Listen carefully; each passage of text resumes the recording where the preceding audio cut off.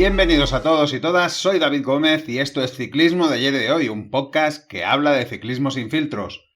No sé si alguno de vosotros tenía esperanzas de que Tadej Pogačar pudiera ganarle el Mundial Contrarreloj a Remco Evenepoel. Creo que en la previa expuse bastante bien que la cosa era complicada, sobre todo por antecedentes, ¿no? Ya os dije que se habían disputado 10 cronos entre Evenepoel y Pogačar y que solo en 2 ocasiones Pogačar había estado por delante de Evenepoel.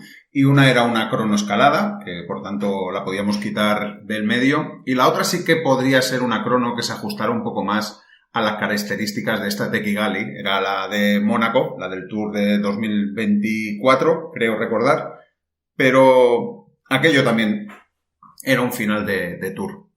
Supongo que quizás en la esperanza teníamos que Pogačar pudiera hacer magia, pero el que volvió a hacer magia sobre la cabra fue Remco Evenepoel, que ha hecho una auténtica exhibición y que tiene mucho más mérito después de la temporada con tantos altos y bajos como ha tenido. Ya dijo por eso que había entrenado como casi nunca, que se sentía en el mejor momento de forma de esta temporada. Y cuidado, porque de eso también podríamos hablar si ya hay dudas sobre si el favoritismo de Pogačar es tan grande como lo era antes de esta derrota en el Mundial. Y es que Pogačar se ha quedado incluso sin medalla, que yo creo que eso sí que no entraba en los planes de nadie. Hablaremos de la carrera y también hablaremos un poco más de esa marejada que ha dejado la Vuelta a España, porque la cosa ha sido tan intensa, sobre todo en la extradeportivo, que parece que haya pasado un siglo, pero no. Hace tan solo una semana que se acabó la Vuelta a España. Sigue coleando todo lo sucedido y creo que lo seguirá haciendo, aunque ahora esté todo un poco tapado con la celebración de los mundiales. Pero durante la semana ha habido algunas reacciones que las pondremos encima de la mesa simplemente para informar. Y también algunos datos que fui encontrando en los días después del cierre de la vuelta, que alguno que otro es importante. Ya sabéis que a mí eso de los datos me encanta y siempre los comparto con todos vosotros. Poco actualidad más, es decir, no hay mucho más que hablar en la actualidad. Ya veréis que hay una noticia más y algunos breves, por tanto será cortita. Y sí que tenemos bastantes carreras por comentar, lo haré de forma muy rápida. Y en ese repaso os contaré que UAE ya se ha convertido en el equipo que más victorias ha conseguido en una sola temporada en la historia del ciclismo. Ya suma 86, con la que ha conseguido Brandon McNulty con la general en el Tour de Luxemburgo. Después de todo eso cerraremos como siempre con el menú de la semana, donde ya sabéis que tenemos Mundial de Ruta para las mujeres el sábado y el Mundial de Ruta para los hombres el domingo.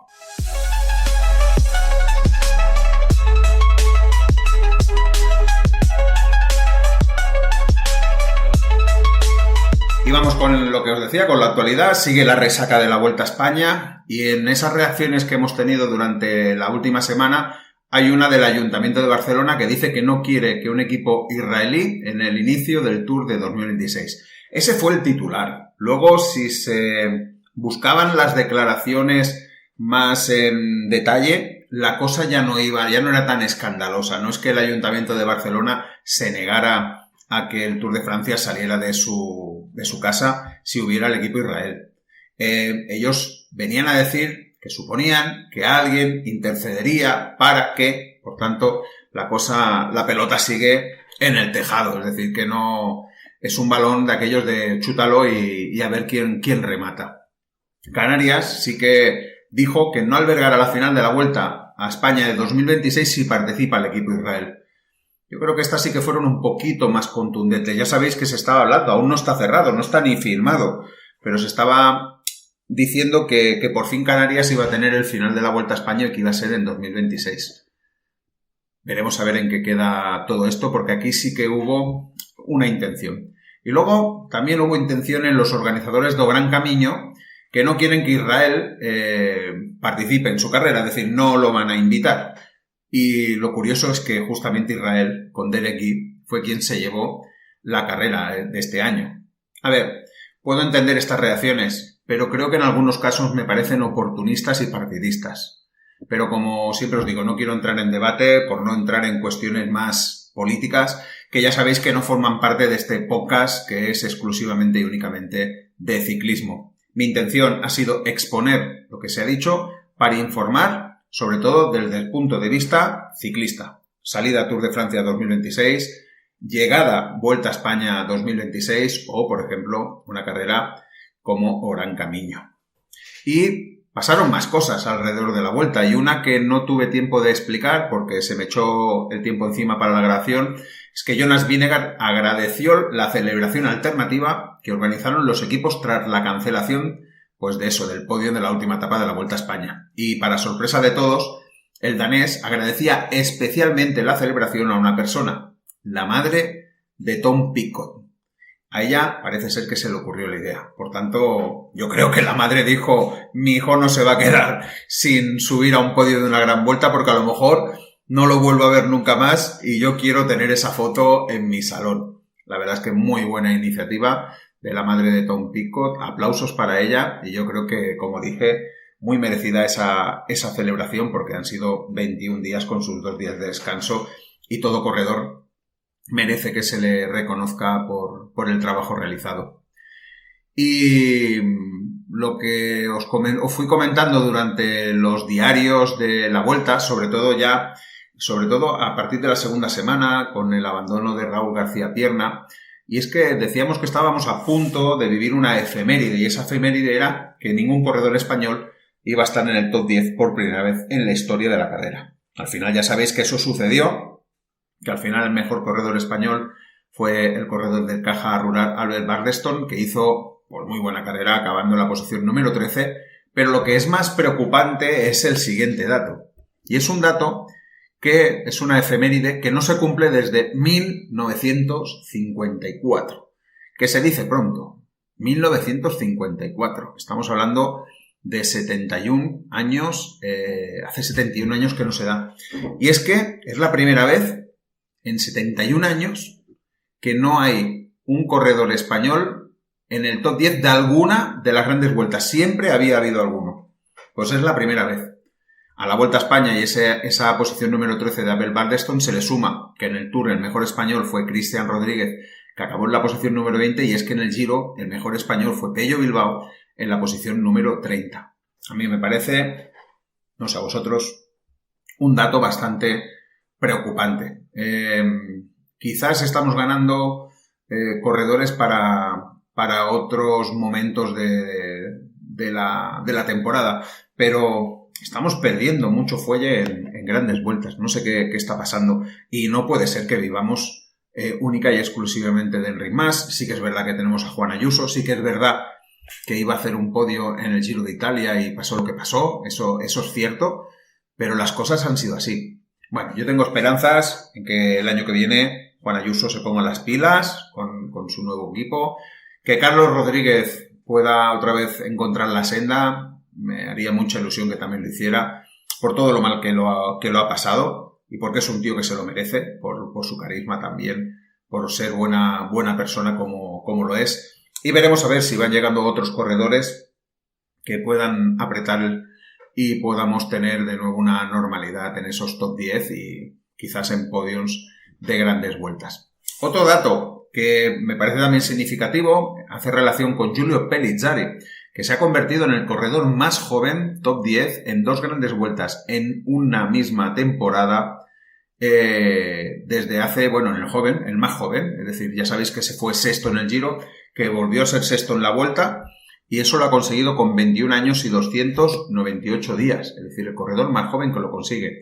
Antes tenía el récord Watchman en el año 69, con 22 años, 206 días, y luego, fijaros, qué ilustres corredores había por detrás. El siguiente era Lassa en el año 70, Gimondi en el año 65, Chozas en el año 83 y Fiñón también en el año 83. Por tanto, fijaros que lo que ha conseguido Giulio Pellizzari no es moco de pavo. Yo creo que es una cosa bastante relevante.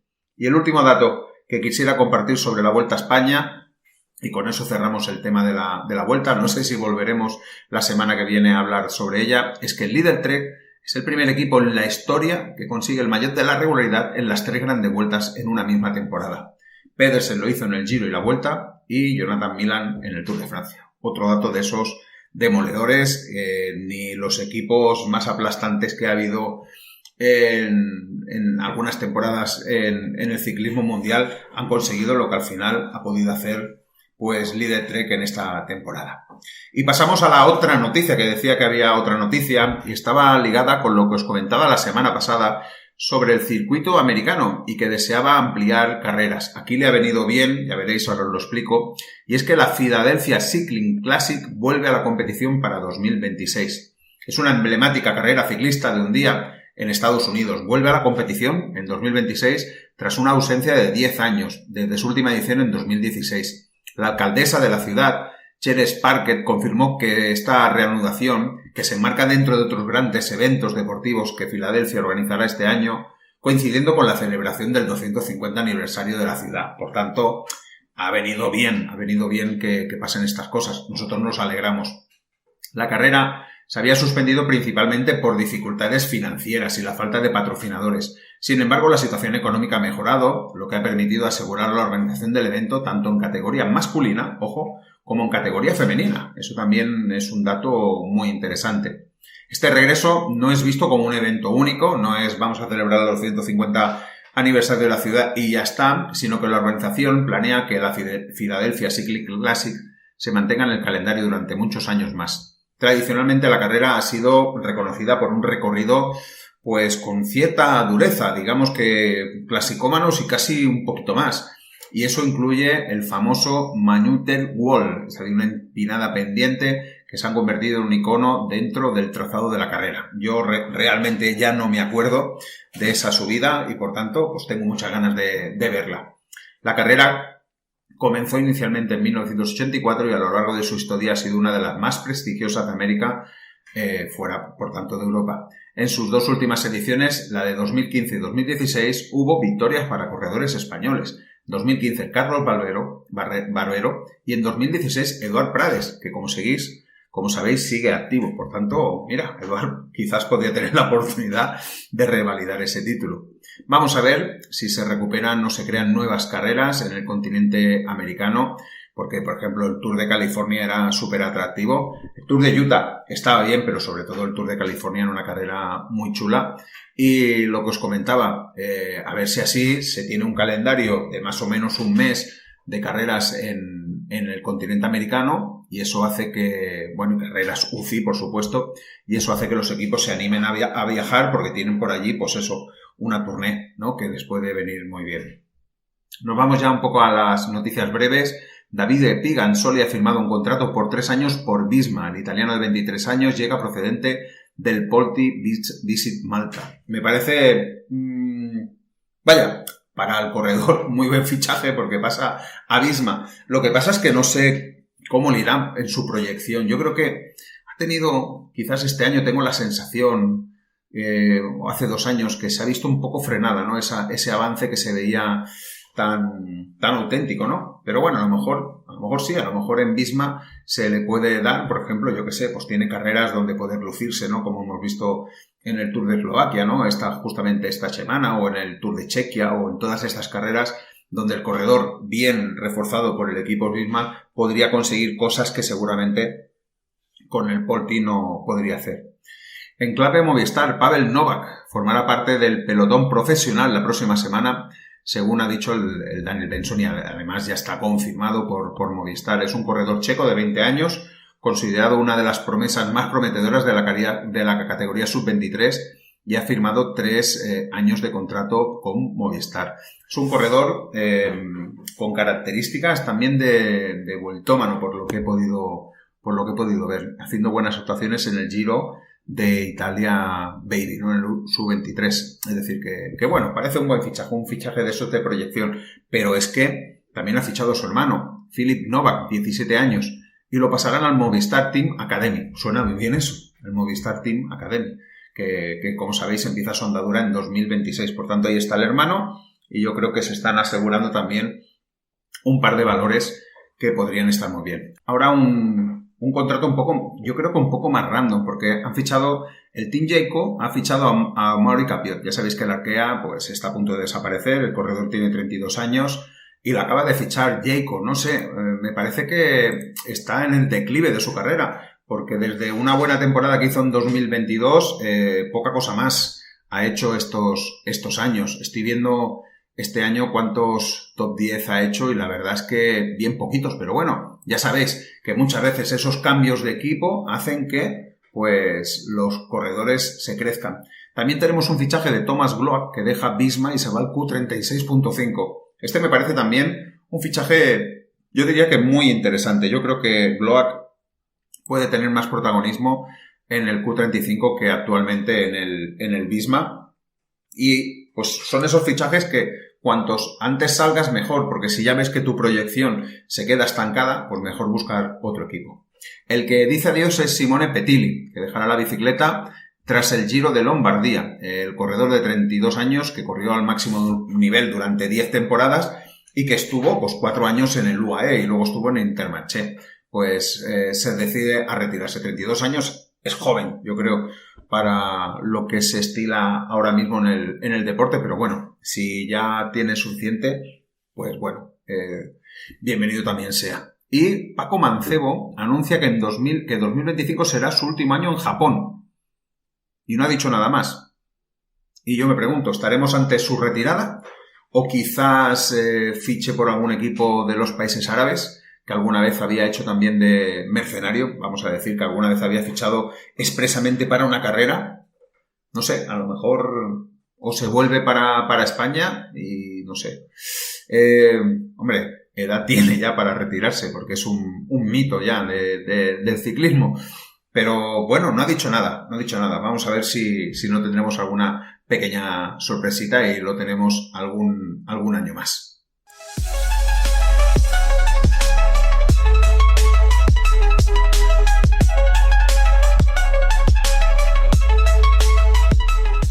Deja que te recuerde que puedes apoyar el proyecto de ciclismo de ayer y de hoy de una forma más comprometida desde iVoox, dándole al bar en azul que encontrarás en la portada de este podcast y que dice apoyar. Haces clic y allí decides qué cantidad quieres aportar cada mes para apoyar al proyecto. Creo que es una de las mejores formas de agradecer e incentivar todas las horas de dedicación que tras este podcast y la gran cantidad de contenido que se ofrece. Pero además tendrás acceso a los episodios exclusivos para fans, tanto nuevos como los históricos, y si lo deseas, una suscripción gratuita a mi newsletter en Subtrack, en la que también encontraréis contenido extra directo a tu correo electrónico. Para ello solo tienes que ponerte en contacto conmigo por correo ciclismoayeroy@gmail.com o por privado en Telegram, ya sabes, @ciclismoayeroy. Desde ya te doy las gracias por tu confianza. Y estamos ya con los campeonatos del mundo y estamos con la crono, campeonato del mundo de crono, ya sabéis, 40,6 kilómetros con un recorrido muy exigente, una crono muy exigente, y donde en la previa pues os había dicho que para mí Remco Evenepoel era el favorito número 1, que después tenía a Tadej Pogačar y que en un escalón más abajo estaba Jay Vine marcándolo como tercer corredor del podio. Al final eso ha sucedido, Jay Vine se ha metido en el podio, pero no en el tercer escalón, sino en el segundo. Y luego se ha colado ahí un corredor, Dylan Van Baarle, que yo había dicho que sin presión creo que podía optar en un top 10 y que ya veréis que en las declaraciones que él hace, incluso ese era más o menos su objetivo, dice haciendo buena carrera y al final se ha colado de forma totalmente sorprendente en ese podium del Mundial. Pero ¿cómo ha ido la cosa? La cosa ha ido que en los primeros tiempos que hemos visto así ha sido Isaac del Toro, que marcaba el mejor tiempo en el punto intermedio cuando él salía, y prometía pues hacer una buena crono al final Isaac del Toro. Luego justamente llegaba Ian Van Wilder, que marcaba el mejor tiempo y destrozaba el crono que había anteriormente y lo situaba en 52-22, justo en el momento que salía Pogačar. Llegaba Raúl García Pierna, al final con 54-49. Raúl al final ha hecho la posición 18. Yo había dicho que un buen resultado sería un top 15, pero yo creo que una posición 18 también se ajusta bastante a lo que pues, se podía esperar de Raúl. Ya digo que el top 15 era un muy buena carrera y al final ha sido 18. Sí que es verdad que ha hecho de menos a más también la carrera, por tanto muy bien. Luego venía Luke Plath, que en ese momento se ponía segundo a 27 segundos de Van Wilder. Era un corredor donde yo tenía expectativas de que pudiera meterse en el top 5. Al final ha quedado séptimo, que tampoco es que esté nada mal, pero yo pensaba que podría estar un punto más, sobre todo por la crono que había hecho en la Vuelta a España. Luego llegaba Paul Seixas, que en ese momento se ponía en quinta posición. Supongo que a lo mejor de Paul Seixas esperábamos muchísimo más. Al final ha acabado en la posición 16, que yo creo que es una posición que seguramente a él no le va a gustar nada, pero yo creo que es una posición donde se aprende. Y yo creo que con 19 años va bien tener estas experiencias. Después de todo eso, ya Iván ya había salido y pasaba por el punto intermedio número 1, rebajando en 2 segundos el tiempo de Del Toro. Por tanto, ojo, tampoco era nada extraordinario que ya Iván solo rebajaba en 2 segundos el tiempo de Del Toro. Por tanto, Del Toro, de inicio, había hecho muy buena crono. Del Toro pierde fuelle en el segundo punto intermedio y ya está por debajo de Van Wilder 16 segundos. Se le atraganta un poquito la segunda subida. Aquí llega Pogačar y Pogačar llega al primer punto intermedio y se queda a 88 centésimas del tiempo de Del Toro. Por tanto, el inicio de la crono de Pogačar en términos del Toro-Bain no había sido del todo mala. Pero es que claro, llegaba Remco Evenepoel. Y Remco Evenepoel le mete 44 segundos a Isaac Del Toro en solo 10,6 kilómetros y 45 a Pogačar. Por tanto, si el inicio de Pogačar habíamos dicho que parecía que no era malo en relación a Bain y Del Toro, luego cuando llega Remco Evenepoel ya en ese primer tiempo, destrozando el crono, nos damos cuenta que la cosa tiene que ir muy mal para que Remco Evenepoel no se lleve el Mundial. Con Pogačar, de momento, pues no teníamos ninguna duda, estaba ahí en la pelea y podía hacerlo muy bien. Otro que llegaba a meta era el noruego Andreas Legnesund, que acababa en una muy buena sexta posición. Yo creo que haciendo una crono mejor de lo que se podría pensar. Ya Iván llegaba al segundo punto intermedio, mejorando en 26 segundos a Van Wilder, es decir que, imaginaros, había hecho un muy buen segundo tramo. Igual que habíamos dicho que Del Toro no lo había hecho bien, ya Iván sí que lo había hecho bien. Estaba haciendo una crono a más. En ese momento yo creo que ya se estaba posicionando como aspirante claro al bronce. Al final también llega Pogačar a ese segundo paso intermedio y ojo, aquí sí que saltan todas las alarmas porque pierde 25 segundos con Bain. Es decir, se le empieza a complicar mucho el podio, se le empieza a complicar mucho la carrera. Es decir, no estaba siendo buena. El segundo punto intermedio de Pogačar ha sido muy malo en relación a sus competidores. Llega Isaac Del Toro también a meta y se queda pues solo a 5 segundos de Jan Van Wilder. Por tanto, la crono de Del Toro no ha sido nada buena, no ha sido nada mala, perdón. Y acaba en quinta posición, que es, pues, yo creo que dentro de nuestro imaginario, diríamos que una de las mejores posiciones que podíamos imaginar de Isaac Del Toro. Por tanto, yo diría que crono excelente, menos en el segundo tramo, que es donde sobre todo perdió mucho tiempo. Llega Remco Evenepoel al segundo paso y baja el tiempo de Bain en 1.17, es decir, que fijaros, le mete ahí pues como 30 segundos más y le saca 1.42 a Pogačar. Por tanto, con Pogačar casi le mete un minuto. Aquí comenzamos a pensar que podría Remco Evenepoel doblar a Pogačar, porque habían salido con una diferencia, me pareció algo extraña, de 2 minutos y medio. No sé, yo había visto 2 minutos, había visto 3, pero 2 minutos y medio no recuerdo haberlo visto muchas veces. Pero aquí podíamos pensar que Evenepoel podía doblar a Pogačar. Estaba haciendo una crono brutal y lo dicho, a Pogačar se le estaba complicando mucho la cosa. Llega Iván Romeo a la línea de meta, en ese momento se pone sexto. Al final, lástima, acaba en la posición número 11. Yo creo que esa posición número 11 esperábamos a Iván Romeo en el top 10. Incluso habíamos soñado con que Iván Romeo se hubiera metido en el top 5. Al final, por eso en el top 5 se queda a 1 minuto 12. Se queda a 1 minuto 12. Del top 10 se queda a 4 segundos, porque Stephen Kuhn al final, pues sacando ese buen hacer que siempre tiene el corredor suizo, se mete en la posición número 10, pero bueno, yo creo que esperamos un poquito más. Con todo y con eso, aprendizaje, siempre digo lo mismo, yo creo que le quedan muchas cronos por delante a Iván Romeo, era su primera vez en el Mundial con los grandes y yo creo que nos va a dar alguna alegría. Yo creo que veo a Iván Romeo en el futuro poniéndose una medalla. No sé de qué color, pero poniéndose una medalla. Tercer punto intermedio. Aquí Pogačar ya pasa a 34 segundos de Van Wilder y Renko le metía ya 1.58. Es decir, ya casi lo podía ver.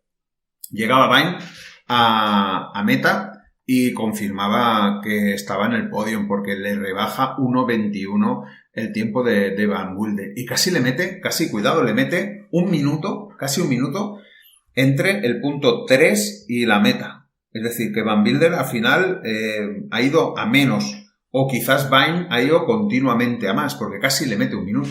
La verdad es que la crono de Vain ha sido muy buena. A 6 kilómetros para el final es la primera vez que Remco Evenepoel ya puede ver la estela de Pogačar. Lo ve lejos, pero ya lo ve. Es decir, que ya tiene un objetivo, llegar y adelantar a Pogačar. Y es a 2,1 kilómetros para el final cuando Remco Evenepoel, en ese empedrado del muro de Kigali, donde le pasa a Pogačar. La verdad es que es una de esas fotos que yo creo que será icónica de este mundial. Esa y la de la portada de este capítulo, donde se ve a Evenepoel llegando a meta y Pogačar al fondo. Y es que yo creo que aquí sí que nadie hubiera pensado y esperado que Evenepoel hubiera podido adelantar a Pogačar. Al final Pogačar llega, le mete 1.14 a Vain, 2.37 a Pogačar y Pogačar se queda sin medallas. Es decir, no puede adelantar a Van Wilder, que sacaba tercero, y no lo puede adelantar por un segundo. Es decir, que se queda un segundo de las medallas. Me ha faltado decir que el octavo ha sido Bruno Almiral y que el noveno ha sido Tim Arensman, del que yo también esperaba que estuviera un poquito más arriba. Pero bueno, esa ha sido ya la carrera. Pogačar, en cuanto llega, que llega detrás de Remco Evenepoel, le da, voy a decir, un saludo tibio, porque es tibio y es normal, que seguramente estaría pues enfadado consigo mismo por la crono que había hecho. Y nada, Remco Evenepoel, pues 3 mundiales de crono consecutivos, se mete ahí en ese grupo selecto de corredores que ya tienen 3, y además 3 de forma consecutiva. Es decir que muy bien, y ahora ya a por el cuarto el año que viene. Remco Evenepoel ha cumplido otra vez, ya dijimos que era un corredor que sabe correr en los momentos oportunos y al final no ha fallado. No ha fallado. Y yo creo que muy merecida la crono que ha hecho. Se le ha visto súper entero durante todo el recorrido, sin bajar un pistón, y eso más o menos es lo que dicen las declaraciones rápidas que ha hecho al final de la carrera. Dice, me sentí bastante bien desde el primer tramo, tenía las piernas bien movidas y pude mantener el ritmo sin forzarme. La primera subida fue bastante difícil, al igual que las 2 últimas. Ahí apreté fuerte, vi que tenía una gran ventaja, así que mantuve un ritmo que pude mantener hasta el pie de la subida adoquinada. Entonces aceleré a fondo. Y dice, odiaba los adoquines, fue muy difícil avanzar al final, pero al final gané y eso es lo que más importa. Y además dice que estaba muy contento por su compañero de equipo de selección, Van Wilder, que dice que también es de su generación, es decir, tiene la misma edad que él, 25 años, y que dice que ha sido pues un día fenomenal para la selección y para ellos. ¿Y qué ha dicho Pogačar? Pogačar ha dicho, claro que estoy decepcionado. Dice, Evenepoel me adelantó. Es rapidísimo, es increíble lo bueno que es en esta disciplina. Bravo. Quedarme a un segundo del podio, pues no lo ha dicho, pero supongo que jode. Y si hubiera sabido eso, quizás en el último kilómetro hubiera dado un empujón para poder superar ese segundo. Lo que decimos, a tope hasta el final. Y yo creo que cuando le ha pasado Evenepoel, yo creo que quizás ahí ha perdido el podio. ¿Y qué ha dicho Van Wilder? Dice, no me lo había imaginado, la verdad. Le dije a los medios que aspiraba a entrar entre los 10 primeros y era una ambición cautelosa. Es decir, él decía, bueno, voy a quedar 10º, pero bueno, que a lo mejor tampoco lo consigue. Y quizás hubiera deseado estar entre los 5 primeros, pero no hubiera imaginado nunca estar en el podio. Y yo os lanzo aquí la pregunta, y si queréis podéis contestármela en los comentarios de este episodio. ¿Hay dudas sobre el favoritismo de Pogačar? ¿Es Renko Evenepoel ahora un poco más favorito para el Mundial de Ruta? ¿Hay otros corredores que podrían hacerlo también muy bien? No sé, yo lo dejo ahí y espero poder resolveros la duda, como mínimo desde mi punto de vista, cuando haga la previa, supongo que el viernes o así intentaré hacer la grabación de la previa.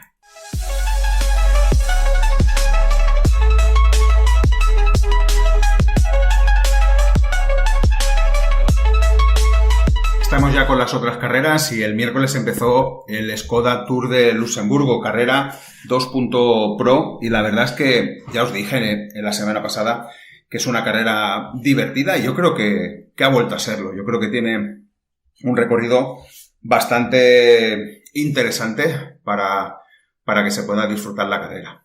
En la primera etapa era un final que se llegaba picando hacia arriba, en la subida se llamaba...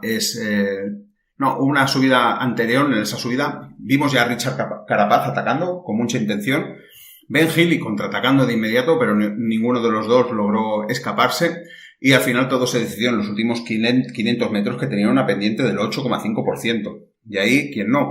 Un especialista como Romain Gregoire decidió hacer un sprint largo en esa pendiente y ganó. Le ganó por delante de, cuidado, Marit van der Berg, que también hizo un buen final. Es decir, que Marit van der Berg, ya sabéis, el corredor de EF, también se le dan bien estos finales así, que no son muy largos picando hacia arriba.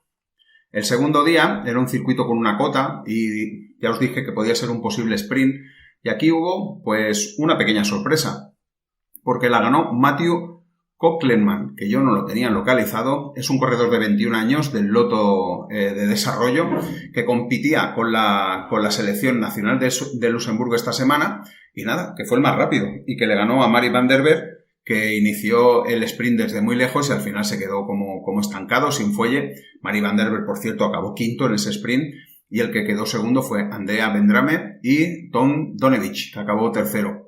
Primera victoria profesional para el corredor luxemburgués y, por cierto, se convertirá en profesional con el Lotto el año que viene. Es decir, que ahí lo tenéis. Y había ganado recientemente una etapa en el Tour del Avenir. Por tanto, ahí tiene contrato hasta 2027 con Lotto.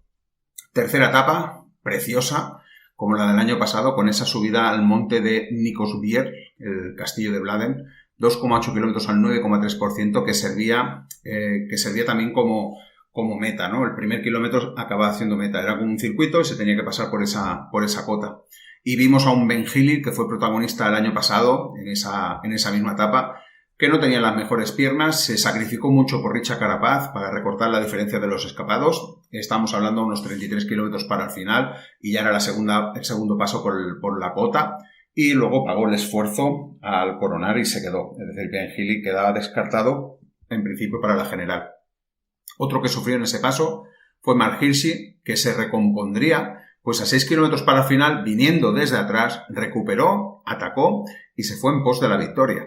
Trabajazo de Rafał Majka para Brandon McNulty, que no dejaba que la diferencia fuera muy grande, y al final hubo ahí una pequeña pelea con unos 8 segundos de ventaja de Hirschi sobre el grupo. Y primero fue Brandon McNulty, que quiso atacar, luego al final fue Matías Esquelmós el que rematara y que ganara la etapa por delante de Jordan Jegaet, McNulty y Narváez. Tercera victoria del año tras la Astelborn Race y la Andorra Classic. Matías Esquelmós se ponía líder. Cuarta etapa, la crono decisiva, porque eran 26,3 kilómetros, la verdad. Y victoria de Ethan Hayter, 27 segundos sobre McNulty, que era el favorito para llevarse la victoria, pero le dio un poco igual porque se puso líder. Esquelmós perdió 55 segundos con el americano, Carapaz 52, que se ponían al final Esquelmós segundo de la general y Carapaz tercero. Tercera victoria este año y las 3 en crono para Ethan Hayter. Y llegamos a la última etapa donde pues aún se podía jugar algo porque era una carrera típica clásica que llegaba en un buen rampón de unos 800 metros al 9,2%, donde se pasaba también varias veces un circuito, y la subida al final sí que ha sido decisiva porque a unos 25 kilómetros ha atacado Romain Gregoire y Ben Healy, se han ido los dos, Han cazado al grupo de escapados, han cazado a Max Wenzel, el corredor luxemburgués de Ken Pharma, que estaba haciendo un etapón, la verdad. Una lástima que no haya podido ganar esta etapa. Y a falta de 1,3 kilómetros, Gregoire ha atacado y se ha ido justo en esa rampa. Con un Ben Healy que, si veis las imágenes, el tío no se ha rendido hasta el final. Es decir, que iba sprintando Gregoire y Ben Healy desde atrás iba sprintando sin dar su brazo a torcer. Victoria para Gregoire, segunda este año en el Tour de Luxemburgo. El grupo llegó a 55 segundos encabezado por Brandon McNulty, que se hacía con la general, y de paso con la victoria número 86 de UAE, que ya os he comentado que hacía que se superara el récord.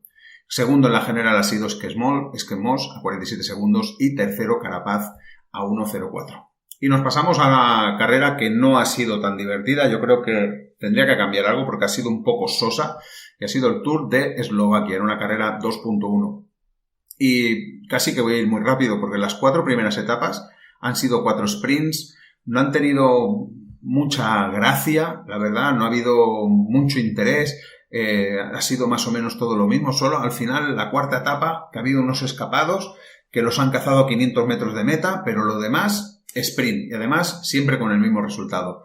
Paul Manier primero y, si no me equivoco, Lukas Kubik segundo. Siempre ha sido así, luego el tercero iba cambiando.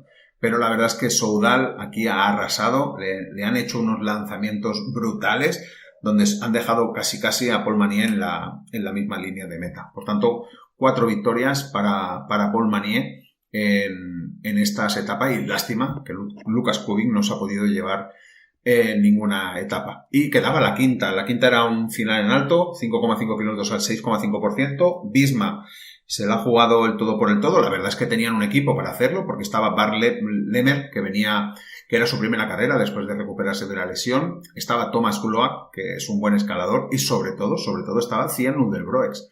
Todas las miradas estaban puestas en el corredor, por todo lo bien que lo había hecho en meses anteriores. Pero parece que la forma no se puede mantener eternamente y no ha tenido un buen día Cian Udelbroeks. Al final han sido sus compañeros los que han tenido que pelear por esa victoria.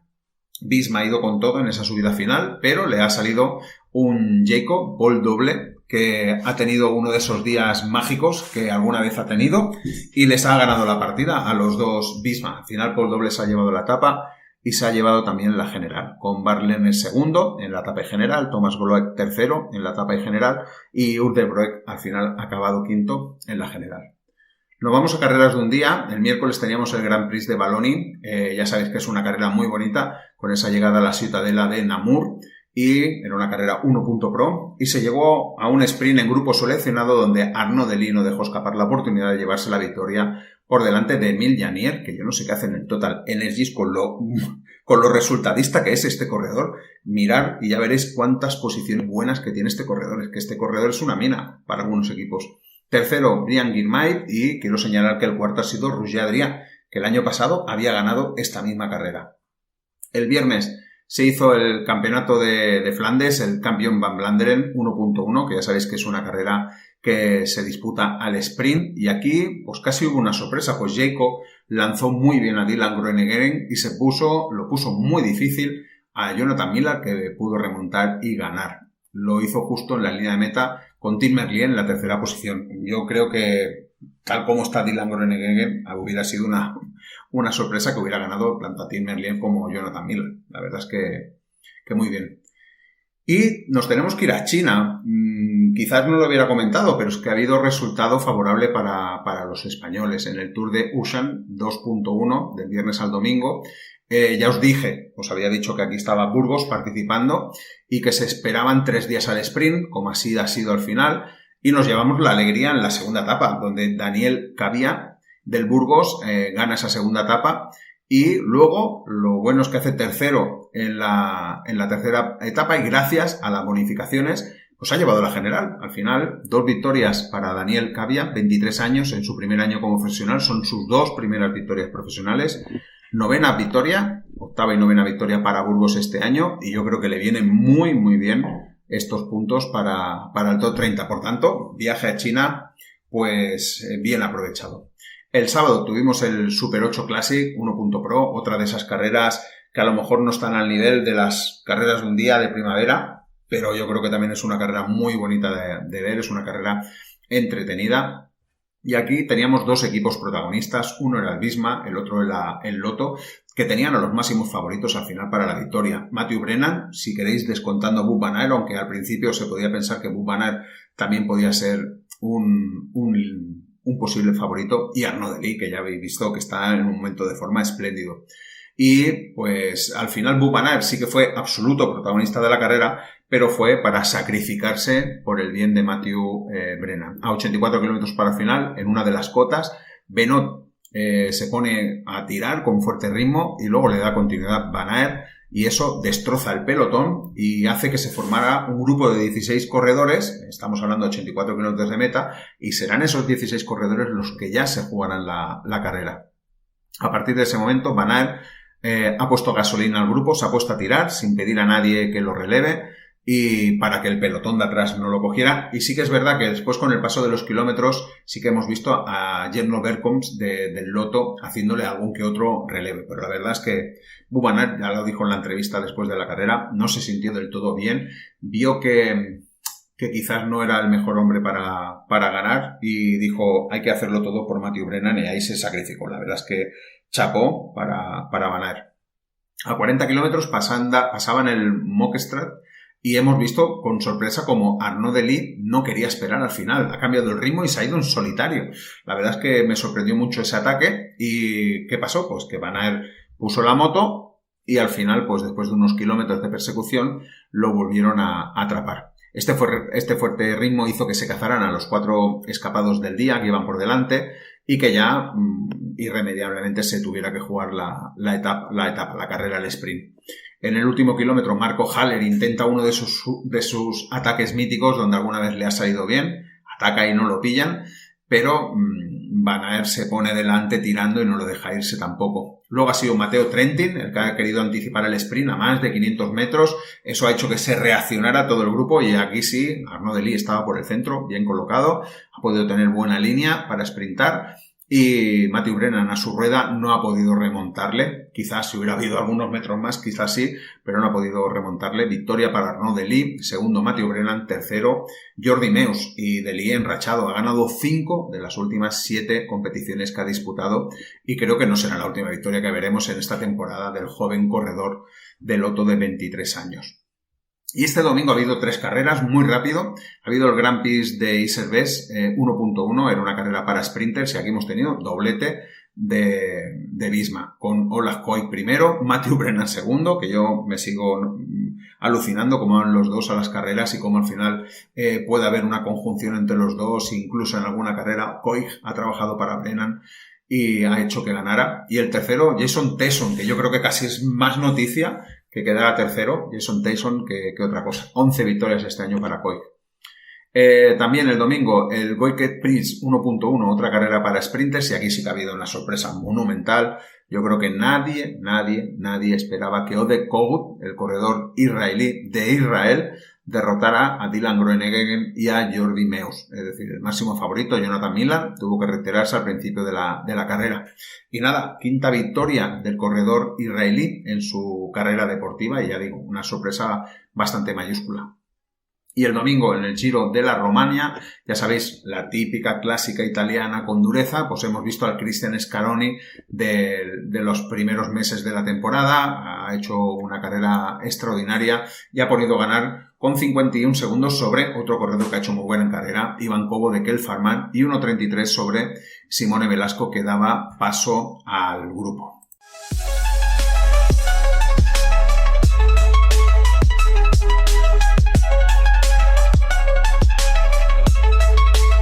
Estamos ya en el menú de la semana. Este miércoles tenemos la Omloop Van Gelderland 1.1, carrera para sprinters. El año pasado se llevó la victoria Mas Basten.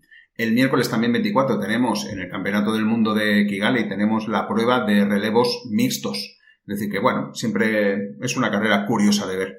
El sábado ya os he dicho que tenemos la carrera en ruta femenina del Campeonato del Mundo. El domingo tenemos la en ruta masculina. Espero poder hacer una previa de las dos carreras, Y el domingo también tenemos 2 carreras más, bueno, una que se disputa y otra que empieza. El domingo tenemos la París-Chamonix 1.1. El año pasado ganó Arnaud Demer. Por cierto, su última victoria es así, es decir, que lleva un año ya, va a llevar un año sin ganar.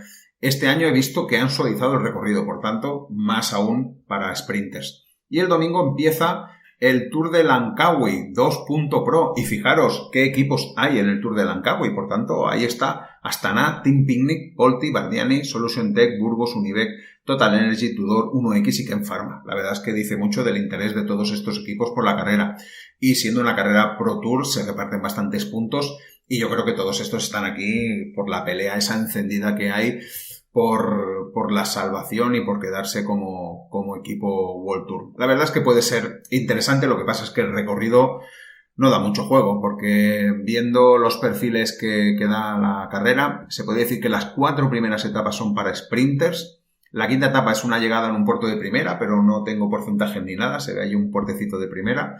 Sexta y séptima etapa también para sprinters, y la octava etapa es una etapa con 2 subidas de segunda categoría en los kilómetros finales que pueden dar un poco de juego. Por tanto, ya veis, el que gane la quinta etapa casi seguro que se va a llevar esta carrera. Mucha suerte a los corredores españoles, a ver si nos pueden dar también una alegría. Muy bien, y con esto cerramos este En Ruta y os emplazo a la semana que viene, donde podemos hablar ya de ese Mundial de Ruta, a ver qué tal ha ido. Hasta entonces, ya sabéis, no os olvidéis de darle al like, sed felices, disfrutad del ciclismo. Chao, chao.